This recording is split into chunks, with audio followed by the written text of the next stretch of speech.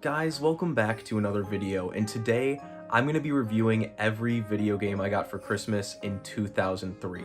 So why 2003? Well, that's because 2003 is the year that I got this beautiful machine right here, my very well-loved original purple GameCube here, or Indigo GameCube as they officially called it. And let's just get into a little story time here. It all started with this beautiful little pamphlet here. This pamphlet that I picked up, I believe from a Target, and look at this, it was just free, take one. They were just handing these out to people that year, and I'm pretty sure I was already asking for a GameCube for Christmas. I was in first grade at the time in 2003, and I wanted nothing more than to just get a GameCube because I think I had played it a couple times at friends' houses, and I was like, I need to get one of these for myself. And this pamphlet right here, let's just start by taking a look at this, because this is like what I used as my little Christmas wish list guide for my parents, because, you know, I was just getting into video games. I was only in first grade. They didn't really know what to get. And this was not only a great guide for me, but it was also a great guide for them to kind of learn about the Game Boy Advance here, which I already had from 2002. We'll talk about that another day. But also the beautiful, my favorite console of all time, the GameCube. This is my original pamphlet from 2003. I'm so happy that I somehow managed to hold on to this. But let's look at some of the games in here. Look at all this e-reader stuff. That is so cool to see. We got the e-reader. We've got so much stuff here about Game Boy Advance connectivity to the GameCube, which is just so cool. I remember looking at this and just being like, this is so weird. I didn't know the Game Boy Advance could do this, because I had had the Game Boy Advance for about a year at this point. And also looking at this, one thing I didn't mention yet is with the GameCube, I also did get the GBA player here, which is so hard to come by in the States nowadays, and I'm so thankful that my parents ended up getting that for me. Obviously, Dad supplied the funds, but Mom definitely was the one who was doing the Christmas shopping, which, you know, I couldn't be more grateful for that. So thank you to my parents. I know you guys are probably watching, so this was a very magical Christmas for me, as you probably know. But one of the big ones here was this ad for Mario Party 5. I just remember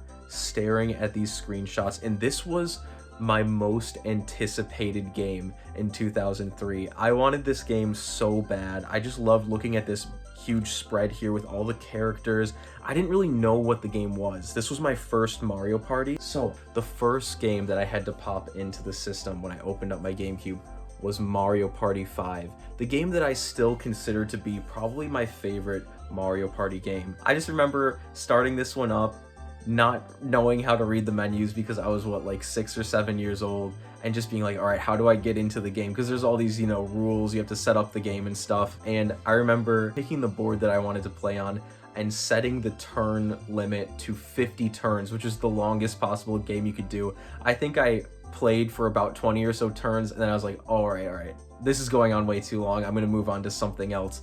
But I do love this game so much. It's still, to this day, my favorite Mario Party. I know it's not the best one in the series, but it is definitely the most nostalgic Mario Party game to me, and just so many fond memories tied to this one.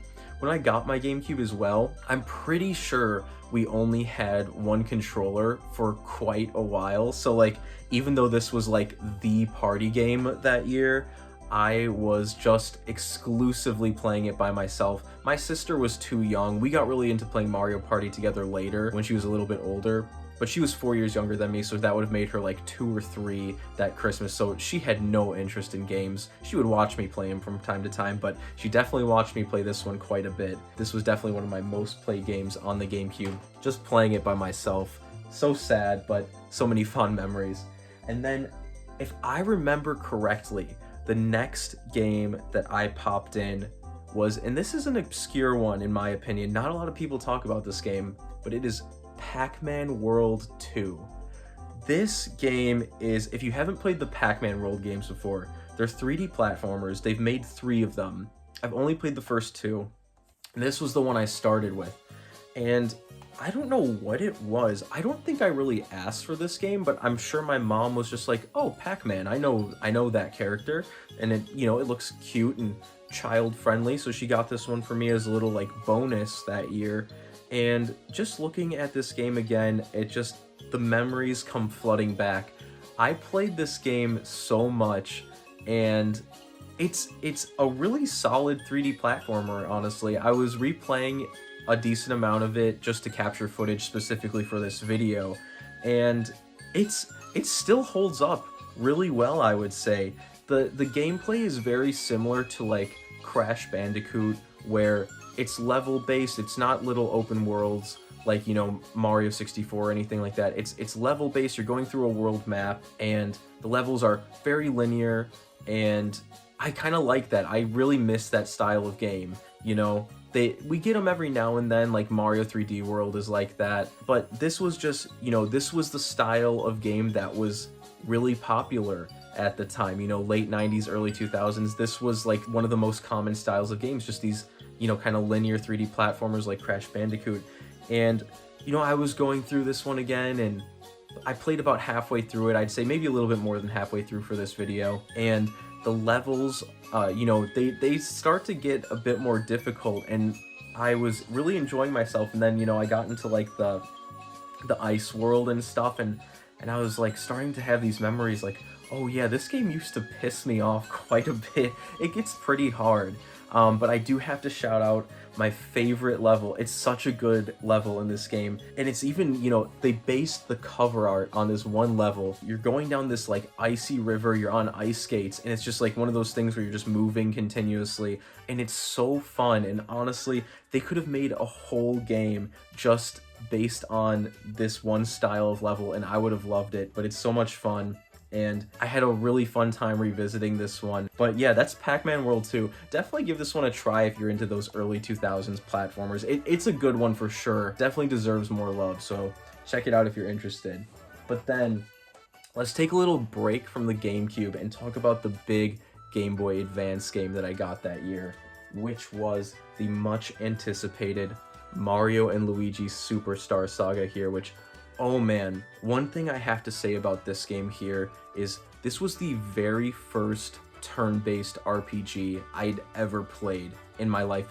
Even before, I'd never even played a Pokemon game at this point in time. This was my first time playing a game where it's like, you attack and then the enemy attacks, and then, it's like a battle system like that. I had never experienced anything like that, and this game made me absolutely fall in love with the genre. It was a little bit weird getting used to it at first, especially for a kid who couldn't read and all this nonsense. But once I understood, like, oh, you fight battles, you level up, you get stronger, your attacks start to do more damage, I fell in love with that style of gameplay. And to this day, I still love JRPGs, and it was all started with this little game right here. This game is so full of charm. The graphics are amazing. I love the art style, and honestly, I'd say this one still has to be my favorite game in the Mario and Luigi series of RPGs. This game right here, man, I remember playing this in the car, because, back in the day, we would open our Christmas presents, and then we would have to go to our aunt's house, and all of my cool games that I just got, I couldn't take with me, except for if I got a Game Boy game, which this was my big Game Boy game that year. So of course I was playing that on Christmas Day, not being able to read any of the dialogue, but still having an amazing time exploring that world, fighting all these crazy battles with crazy enemies that I'd never seen before. And it was just such a magical experience. So absolutely love Mario & Luigi Superstar Saga, unforgettable game. And then the next one up here is the legendary Super Mario Sunshine. This game, when I started it, I didn't know what to expect, honestly, because like I said, Mario Party 5, like, that was the Mario game that I wanted. I didn't really know anything about Mario Sunshine, but I was so into this game when I first played it, and replaying it, I've played this game so many times over the years, but it's been a while since I've revisited it, and I have to say it still holds up really well. But there are so many levels in this game that are still so frustrating. Like, I'll never forget, there was this one level where you have to fight this giant manta ray shadow thing. It looks so weird. I don't know why it's a shadow or anything like that, but and you're fighting it and it starts breaking up into smaller and smaller little manta rays, and this level stressed me out so bad as a kid. I could not beat it. I would get so frustrated, and for the longest time, I literally stopped playing this game because of that one level. I was like, this game is too much for me. It's so hard. I can't get past this level. And I was so mad. I think there was a little stage there when I was a kid where I was like, I don't like Mario Sunshine. Funny story though. This is really random, but not at the same time. We had pet ducks at one point when I was a kid. We had a little yellow duck and a black duck, and I named the yellow duck, I kid you not, Super Mario Sunshine. That was his full name, and I said it every single time I saw that duck. I was like, hey, Super Mario Sunshine, how are you doing today? So that's, you know, clearly I did have some love for Mario Sunshine in my heart back then, because I named one of my first pets after it. Don't ask me why we had ducks, though. We didn't live on a farm. My dad was just kind of a wild card like that sometimes. But yeah, so this game, obviously, I feel like nowadays it means even more to me than it did back then, because at that time I had only ever played the 2D Mario games on the Game Boy Advance, you know, Mario 3, Mario World, all that good stuff. And to play my first 3D Mario game, 3D platformer Mario game like that was a truly unforgettable experience. I remember going to bed that night, that Christmas, after having played this game for hours when we got home, and having really vivid dreams that those little goop monsters that live in the slime in this game were like all over my backyard. And I just remember it was so vivid. It was like, not that I even know what this is like, but it was like doing psychedelic drugs for the first time, experiencing those insane new graphics on the GameCube. Because at the time I had only, you know, I had a Game Boy Advance and that was it. You know, I had a couple games on the computer, but the GameCube just was, it was a whole new visual experience there. Very stimulating for my young, you know, 6 or 7 year old mind. I think I must have been 6 at the time. Yeah, I was definitely 6 years old. But yeah, that's Mario Sunshine. Can't say it enough how much I love that game. It is very good, and I'm very thankful that I got it that Christmas. And the final GameCube game here, the final game for this video, is Luigi's Mansion, the game I often say is my favorite game of all time. I spent so many times, I started this game over so many times, and I told this story before on the channel a long time ago, but in Luigi's Mansion, you know, I would get to this point where I didn't know what to do next, and it was that room where there's a little button on the wall that you have to press, and you can only see it in the mirror. And I was playing this game on, you know, a tiny little CRT TV. I couldn't see that, and you know, it was the first game I got a strategy guide for, and that strategy guide helped me beat the game, and then it ended up being the first game I ever beat. So many nostalgic memories tied to this game, but kind of similar to Mario Sunshine. I wasn't sure how I felt about it for the longest time. Like, I loved playing it, but I would get so mad because I would always get to that point, not know what I had to do for months and months, until my mom found a strategy guide for me. And you know, I would just start the game over. And I would do the same with Mario Sunshine. I would just keep starting the game over and over again. And those first, you know, couple hours of the game are burnt into my brain forever. But ended up really coming around on both those games.